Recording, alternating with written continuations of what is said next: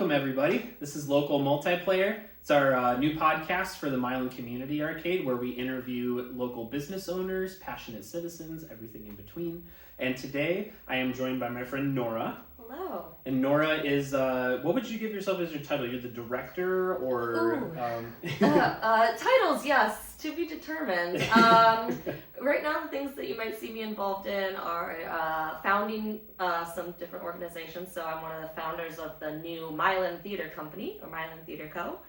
Milan Area Mutual Aid, just a volunteer, founder, maybe. Mama for sure. Mama for sure. Maybe you've seen that. Yeah, Mama. Facebook and stuff. Which is also rolling into the Transportation Working Group, which I started, which was the first thing that I actually did start when I moved here, just to see what, about 2 years ago. So Gotcha. Started about a year ago, and we've been going strong with that. So yeah, titles, that's a great question. So we've mostly got Theater Company and Mama. It sounds like. And the Mutual Aid, and another group that's starting that is sort of a larger group trying to sponsor some of these spin-offs is the Milan Arts Project, which is basically like a group existing to promote artists and art makers, creative people, and general community space in Milan, as well as trying to maybe get some more physical art, visual art, sculptures, 3D things out in our shared space. So that's Great. The other project that's sort of coming on. Absolutely. Well, great. So we're going to chat for a little bit today about some of the projects that Nora's invested in, and then we're going to get a couple minutes to play a game that was influential for her called Chex Quest, which is a cereal box game, if you can believe it. And so we're going to have a little bit of fun with that. But to kind of kick things off, I'd love to know, so for you, maybe let's start with Mama. Okay. So if explaining like we're five, maybe, could you tell us a little bit about what is a mutual aid fund? Ooh, a mutual aid network has existed for a long time. I didn't make it up. And it existed, it came from communities that were not supported by their government or by their neighbors. Came from Black and brown communities, especially in the South and in other areas, where they realized that unless they banded together, they weren't going to get the basic needs that they had met. So it also comes from things like, bus protests, or Black Panthers creating meals for kids is a form of mutual aid. So that's where it really started. So with us, Mama here is just a way to try and connect some of the things that are already happening neighbor to neighbor, and also maybe make some new things happen as part of a network. So one of the things we've already done is do a community potluck and jam session, which was really fun. Thank you for coming. I had a great time. That was awesome. Yay. Yeah, good opportunity to play some music and hang out with some people. Yeah. So it can be pretty simple as that. Some of the things that I get up to already with it are just maybe helping neighbors do a yard sale or clean things out that they don't need. Giving rides. That's one of the bigger programs we're trying to launch as a volunteer driver program. So that's a big transit, mutual aid community connection. That's a big need that we have here. So just sort of neighbors looking to help each other out with the recognition that maybe we have enough between us all to kind of take care of each other, at least a little bit. Yeah, awesome. Yeah, definitely. So doing, I like to think of, sometimes there's buy nothing groups on Facebook. Yep. So kind of like sharing skills, sharing resources, pooling all that stuff together. And I think this is becoming increasingly important with kind of the consequences of late stage capitalism and sort of like where things are at with people being squeezed so much financially, stressed in that kind of way. I know that especially like at the potluck, which I love, by the way, we got to see so many great things. I like personally, for me, I haven't had a lot of opportunities to go out and play drums, which is something that I've done since I was 11, and it was great getting out there and doing that. It was cool to see you do some poetry, to see other people come up and play their own original music and stuff, have a meal together, hang out, in 3D space. Exactly. Not on phones. Not online. Not online. Although you're online. Thank you for watching. Yeah.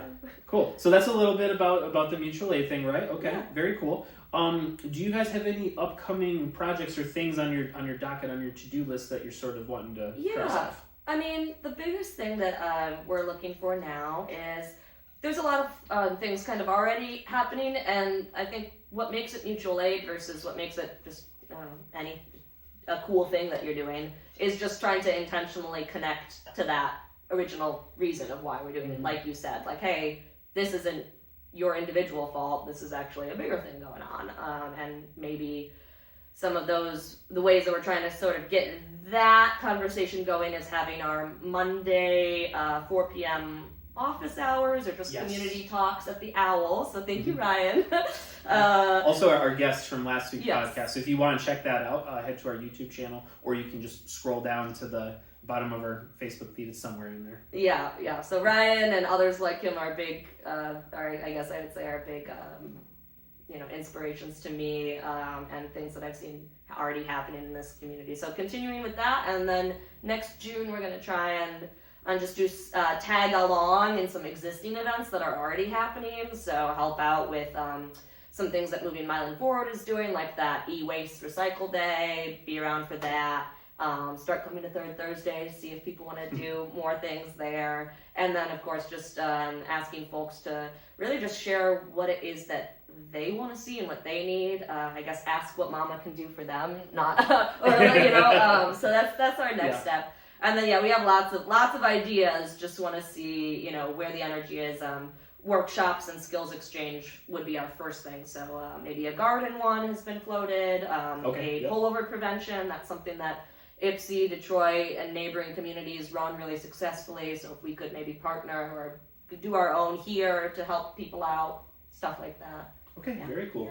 Yeah, love hearing about that. Love hearing about people getting out and talking together and being in space together. I think it's something that's very healing.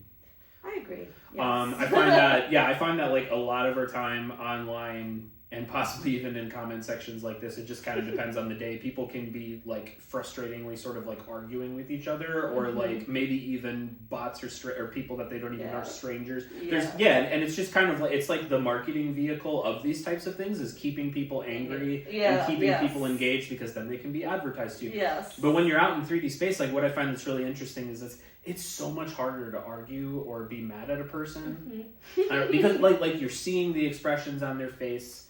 You're you have some kind of semblance of, there's not any kind of anonymous element. Like you say something out in public with people, like you have to be held accountable to that, And so it's one of the things that I love is I think we tend to just get far better interactions, And even as a person who has an online community, I'm not saying that it can't happen, but it's just like it does seem to happen a lot more authentically in person. Yeah. So maybe if you could tell us a little bit, like, what sort of things about community do you value most?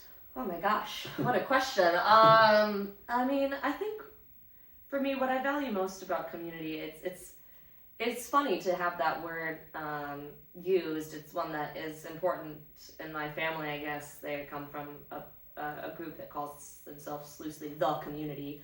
So growing up, I think always hearing that word community meant to me family or support. It meant like people that would have your back without explanation, or without it being transactional. I think community means solidarity to me. Like it means that you're arriving with positive intent and you're hopefully leaving with some positive action. Like whatever that is, even if it's just, hey, let's get it together again, or if that's, hey, let's help this person because in 10 minutes with 10 hands we can do all of this, when this one person is not able to on their own. I think community is like sort of the entire point of life. I don't know. It's the whole thing. It's like the whole thing. Imagine an activity that doesn't require money.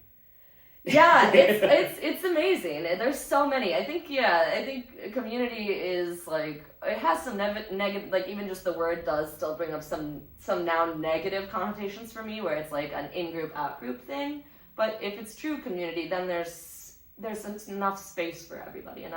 We have enough. There's enough to be done. There's enough to work on. There's enough to talk about. There's just enough. And I guess community is like, is sort of showing us that, because we all just show up with whatever we have and whatever we can do. And what a great word, enough. Yeah. It's like you could do like a whole dissertation on just that one word. You could. You know, like just the value of people and like what we do with each other and stuff. Like so often holding insecurities or feeling like what we do isn't enough. Yes. You know? Yes. Yeah. It's amazing. Yeah. Yeah. I would like, I think there's a lot of really amazing giving people here. Milan has been called like a volunteer community. I see that a lot in action. But I think sometimes those individual actions, maybe people just aren't giving themselves enough credit for what they actually mean. And like the way that they're really are building alternate communities and systems just by intentionally trying to reach out to that same person again and again, or even remembering somebody's, like, when I go to the Owl or something like that, and they know what I'm about to order. We talked about that a lot. Yeah, exactly. With Ryan, so I'm drinking the usual right now. Nice. Yeah. So I mean, it's small things that actually add up to be big things, I think. Yeah, amazing. Yeah. Awesome. So shifting gears a little bit, can we talk a bit about the theater group? Yay. What's on that to-do list? And honestly, I mean, it is more, I suppose, concrete things that have to get done when you want to put on a production. But a lot of it, to me, stems from the exact same things, wanting to show people what they can do with a little. One of our main goals is, or one of our main purposes is to sort of connect existing artists, talents, producer folks, people that are interested in any aspect of storytelling, really, or maybe aren't even so interested yet, or don't know they're interested yet, but want to meet people, want to hang out, are a little lonely, maybe they need a new hobby, whatever it is, just giving them a tangible thing to do. Yeah. Which is why, like, a physical game, a actual event where you're creating something that is like meant to not last, but you're creating it with other people, and I think that does create a lasting impact. So like for our main upcoming events, we do have a language workshop where we want to show folks that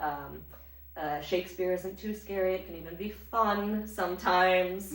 And then to get people ready for our upcoming auditions, which will be really soon, we're going to announce for our summer production of The Tempest. Okay. Great. So that's end of August. So we'll have a few things leading up to it.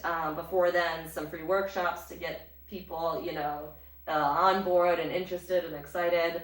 And then at the end of August, we will, from August 26th to 29th, be putting on a show. So okay, fantastic. It's a big deal. Love that. Yeah. Okay. Is that expected to be at a physical location here in Milan? It is. I haven't. Maybe to be determined. Yeah. No, it's determined. Okay. It's just we wanna just make sure 100% some things are in place with insurance and everything. This is the part about starting new. Oh yeah. No, I get the it. technical side, but it's set, and we've got dates reserved, and it's all good to go. And it will be in Milan. So yeah. Perfect. Yeah. Speaking of things in Milan and things that require business insurance and stuff like that, we wanted to thank our channel sponsor today, which is Milan MiniCon. It's going to be a celebration of all things pop culture happening in Milan. We'll have a downtown artist alley that extends through the entirety of downtown. Our event hall is going to be right here where the arcade is. You'll see things like vendors, game developers. We'll have some open tables for board games, Lorcana, things like that are our community values. And then also some quiet cooling rooms for any of our folks that get a little overstimulated from all of the noise. So if you want to learn more about that, we're on Facebook now. You can just search Milan MiniCon and find that there. We'd also link to, I think, another one of our sponsors, Adventure Inc. It's a local bookstore. It's actually like just about a block down the road here from us. And you can find your favorite books, also board games. Some of our toys and products are over there on consignment as well. And so if you'd like to learn more about that, just visit adventureinc.xyz or check us out in Milan during normal store hours. So, cool. Shifting gears a little bit from Mama and from the theater company. Are there any other projects that you have kind of on the docket that you're working on? I know you have your hand in like a lot of different things. Yeah. Those are, I mean, that's where, I really want to see things take off. Within Mama, of course, we're looking at transportation and... Tell me more about that, transportation. Yeah, the transportation is fun here in Southeast Michigan, especially in this little pocket where we are a desert in terms of public transportation options. That would be like, getting us from Milan to anywhere else, but then also having folks from anywhere else come to us. Then there's also the issue of like within Milan itself, how are people getting around? So kind of looking at it from a few different angles. I just talked, when I first moved here, I didn't know anyone, so my main way in was attending city council meetings, like a big nerd, and it was really fun. Great. You're definitely one of like few people that I would hear that's like the way that you like chose to be a community. But what I love about it is like how active you are, and you show how much you care, which I think is something that people really appreciate. I know that I appreciate it. Okay, good. Yeah. You made me think. Like, with transport, it made me think too. Like, my wife and I used to have folding bikes. Yes. And we got rid of them when my brother moved in with us because a lot of this arcade stuff was in our apartment. But now that things have, we've kind of been able to move some of that stuff away from our apartment. We actually bought folding bikes again.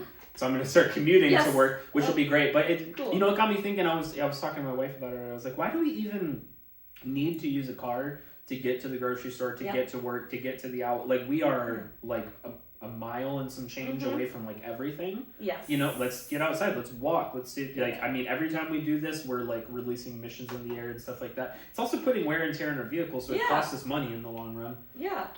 So I one of the things that I love is that like Milan is very walkable, but I think you're right that sometimes there are situations where somebody needs to get out of Milan. They need to go somewhere else where it's important that they be there for whatever reason. Maybe, I don't know, maybe someone needs to pick up medicine, or maybe they need to go shopping for something, or whatever. So do we have any options in Milan right now for that? Yeah, well, if you are a senior or disabled and you're plugged into the Milan Seniors for Healthy Living, they do have transportation, but it is within limited hours. And for example, as last I remember, based off of their, they've been experiencing some changes lately. But that covers like Monday through Thursday, and so if you have, say, dialysis appointments Monday, Wednesday through Friday, which are either going to be in Ann Arbor or Dundee, you're having to figure that out. And that's just one example that I ran across pretty soon after moving here. The other one was, just people trying to get to Kroger. So this is an example of mutual aid and transportation where it's like, okay, we're going to do a carpool to Kroger, or I'm going to pick up your groceries and bring them back. Or maybe only one of us can afford to do the free delivery within over 35, but then if we get our groceries delivered there, the next person can, sort of drop them off, or plugging into the direct mutual aid programs. Like, I can't get to my groceries, but I can give you a ride to Aid in Milan.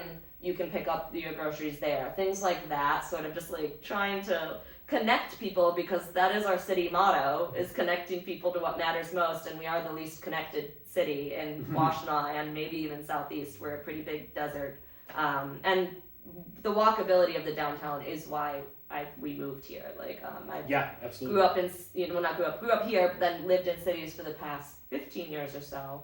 And my original goal in moving back to Michigan was to not buy a car. That did not happen. It is tough. But I, trying to just to be, I guess, not even for the environmental side of things, but for the anxiety that being a solo driver in these areas gives me. Like, I don't always want to have to be the one responsible. That's why I want to pay a bus driver to sometimes be responsible for us. And to just reduce that clog and like reduce that individual mindset where people get extremely angry about their cars as if it's them. It is a little obsessive. The highly individualistic, which I think almost has to be. It almost has to be like propaganda or like pulled out of people to get, because humans are naturally, I keep thinking of Charlie Chaplin's speech in The Dictator. If you've ever seen that, it was at a very, very crucial time during World War II. And, he always says, human beings like to help one another. We're like that. Yeah. So, so naturally some of those things come up. Though we're not religiously affiliated, and we are interchurch, and I've done pastoral studies in the past as part of my degree programs. One of the things that we talked about when I was in school is what softens your heart. Oh, and I love that. That like stuck with me as something that like so often I think we have hardened hearts. That it's not a car because it's something that like gets me places. It's because it's like it's mine. It's my possession. It's my like thing, and I have control over it and all that kind of stuff. When you get into the messiness of community, I think it kind of disrupts some of those things. So I wonder, in your own adventures with theater and those kind of things, what softens your heart? Oh man, I think games, kids, playfulness, staying curious. My motto was staying curious. To myself. I love that. That's great. To myself, to others, to what's happening, like believing that everybody has something within them to share and everybody has something within them to like receive. I feel like animals soften my heart like every time. Like there's not really an animal that like I except millipedes. Yeah, millipedes are my only one, and even then, it's the number of legs is scary, but I respect them. I'm like, you do your thing, just don't do it on my body or near me. Or maybe you could be persuaded. Maybe like, not. In theory, like I love cockroaches. I like spiders. I like holding bugs. Even just too many legs. But so some context to why we're talking about this. Right before we started filming, I was telling Nora that we're expanding like our little critter corner here in the arcade. So in the future, you're gonna see some pretty wild, creepy crawlies here. In fact, I think I'm possibly picking up a few today. So that's gonna be fun. And I do agree, animals do soften my heart. There was a very important event in my life where I was a camp counselor, and I heard a couple young girls, maybe about 6 or 8 years old, and they screamed, so naturally, so I'm responsible for their safety and well-being, and I'm maybe like 20 or 21 years old at the time. I run out, and then I see this large snake, and I don't know what it was. It was like my upbringing or something, but I immediately just took off my shoe and I killed it. And another camp counselor walks by and he goes, "Why did you do that?" And I looked down and I was like, "It's a garter snake. It's harmless." And like, I actually don't know. Yeah, and I was like, I actually don't know, and it changed my life. Like now, whenever I pick up Yuki, who is our corn snake here, it's precious to me. Like I hang her around my neck. I hold her. I make sure that I'm like creating an environment where she feels comfortable, where she's not threatened. I look for physical signs of things. Like if I see her doing imitation, like trying to look like a rattlesnake, I'm like, that's time to back off. Like give her space. Animals do so much, I think, to, like I said, like to soften our hearts, but then I think also to help me personally understand community better. We have a lot of little creepy crawlers that like live together in community. Our blue death feigning beetles, for example, I like to refer as little affectionate sisters. Because they're always doing things together. They're always looking for things together. Some of our animals are a little more, solitary, but like, it's great, just seeing like we can learn a lot, like how are they doing things and how does that actually benefit them. We're in a group, it's easier to find food when we're in a group, it's cold outside, it's easier to keep warm when we're together, right? Many things like that. Love it. Anything else that you want people to know about some of the projects that you're working on? Gosh, before we shift into playing some Chex Quest. Before we shift into some Chex Quest, I don't think so. I think, stay tuned to ask me what I'm up to if you see me around. I'm trying to do more in the space of, for example, trying to do more poetry with other people who find it interesting but intimidating, maybe. There's that playfulness again, playing with words. Puppetry, I'm doing puppets, so if you want to help me learn how to make puppets, I haven't made them before, but I got to be in a puppet musical last summer, so now I'm making puppets for some things. So, and if you're into that kind of thing, we do have a lot of Jim Henson on VHS that you can watch and learn from here.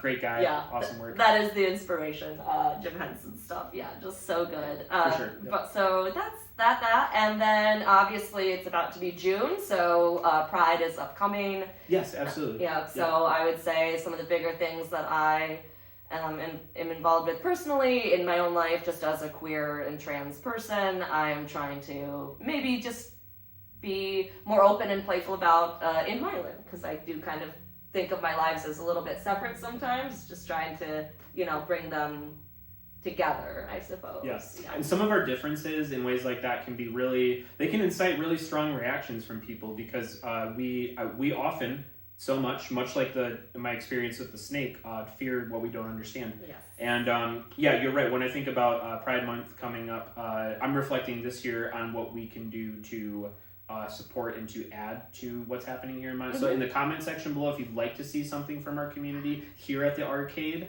I'm open to suggestions there and would love to hear more.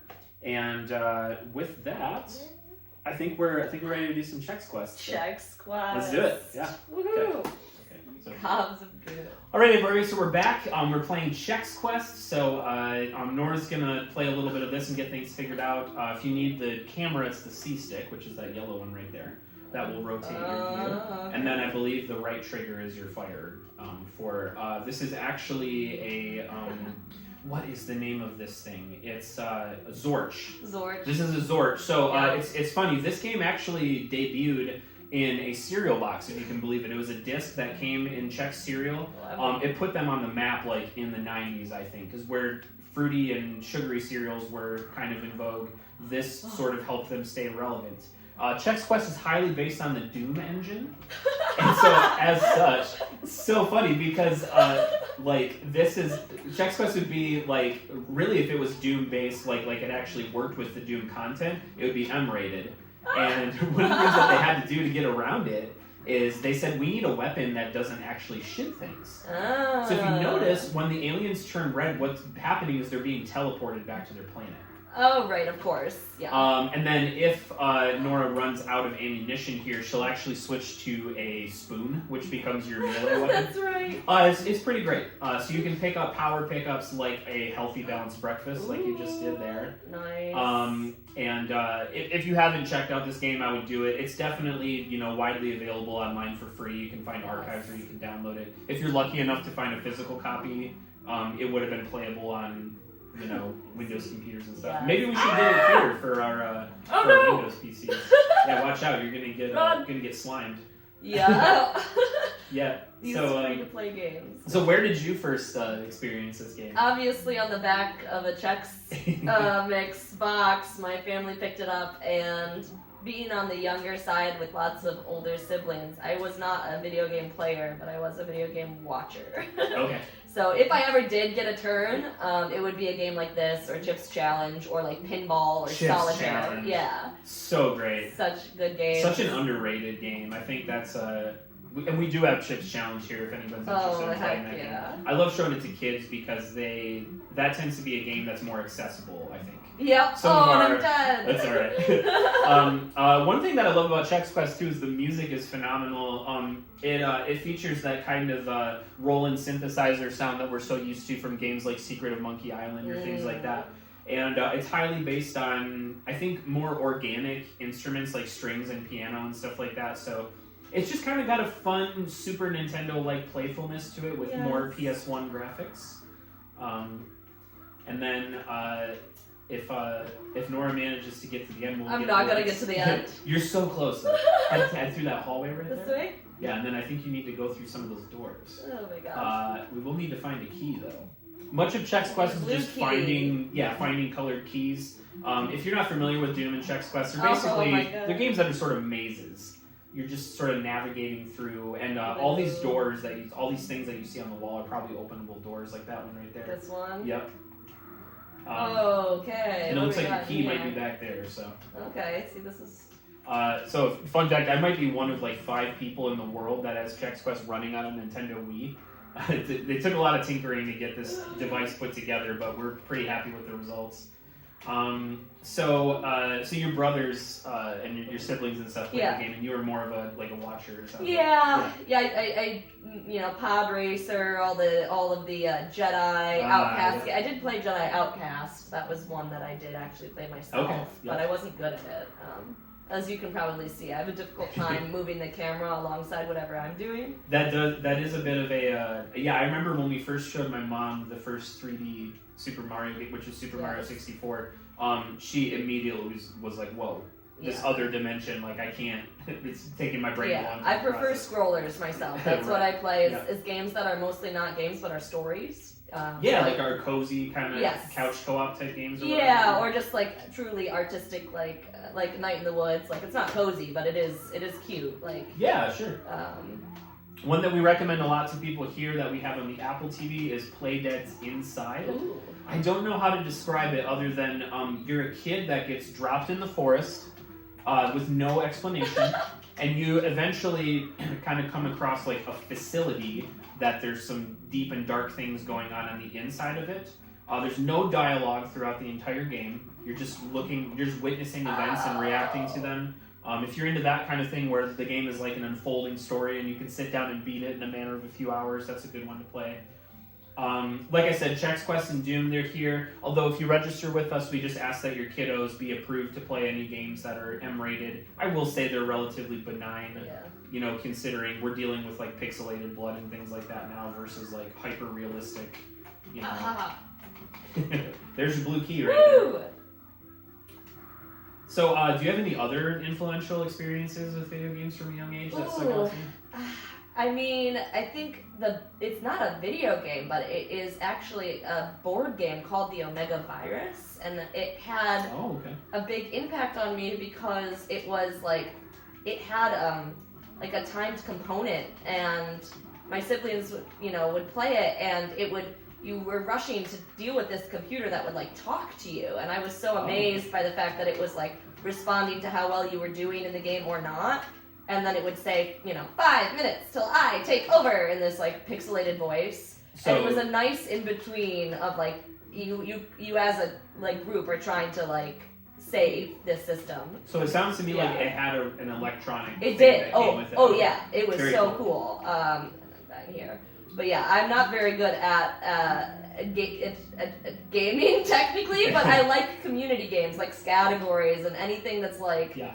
Now people have things like, we're just gonna watch. That's no problem. You're making me think of, there was a great game when I was a kid that was called Screamin' Genie, and it had like kind of a timed component to it too. It was a lamp with a genie in it, and you put a balloon on the end of the lamp. And every turn, you'd add a little more air to it.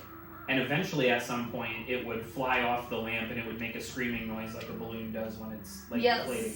And so it was kind of like that sort of like intentionally stressful kind of like, I think it was like you have to pick a marble out of something without touching something else. Otherwise it would add air to the balloon. And if I ever see one of those in real life, I gotta pick it up. But things like that, I think for me the biggest actual video games that really had an impact was, I was a teenager, an older teenager, but that was when we first got a game system, was Wii. Yeah. So everyone else is sort of in my life that I know has grown up with playing some sort of gaming system way before that. I was, very late to that and did not even have like a phone until much later. So like I feel very, a little disconnected from it, but at the same time always loved like, getting to experiment with the physical aspects of the Wii, like the dance components, Wii bowling, Wii sports, all of those were definitely my favorite, besides Zelda. I just loved the story of Zelda so much, even if I was terrible at the actual, like, fighting.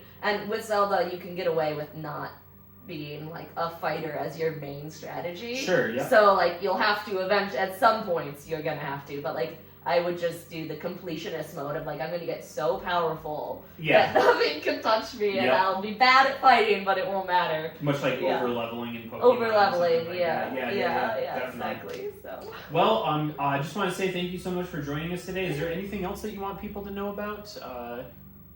Maybe you can like and follow Mama on Facebook. Yep, we're on Facebook. We would love you to sign up for our newsletter. You can find Mylan Theater at mylantheater.org, and that's theater like THEATRE, not ER the space, but RE like the thing you're doing. Yeah, theater the thing you're doing, not theater the space you go. Okay. I might have to buy that other domain. We'll see. Sorry, guys.